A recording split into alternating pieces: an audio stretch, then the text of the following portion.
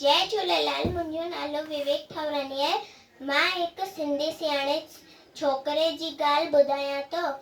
छोकर नंढो निकितो घर खां तकिड़ो तकिड़ो, हथ संदसि में छटी प्यारी, टिक टिक टिक टिक टिक टिक टिक टिक, मथे ते टोपी कारी कारी, घुमंदो आयो नदी किनारे, घुमंदो आयो हुते ॾिठई वाघू हिकिड़ो, अरे वाघू संदसि पुठियो आयो तकिड़ो, बिजली वांगुरु छोकिरो दौड़ियो, झूठे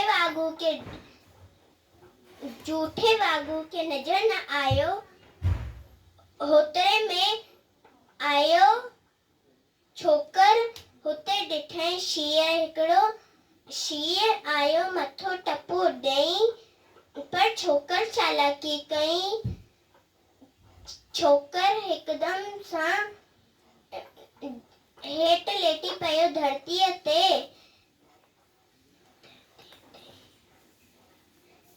मथां कयाई ओट छटीअ जी, शींहं छटी जे मथां टपी पियो, वॼी वाघू जे मुंहं में किरियो। हीअं ई छोकर भॼो जल्दी, छॾे छटी ऐं टोपी आयो, अरे मुंहिंजी छटी टोपी। हीअं हुन जहिड़ो वक़्तु विञायो,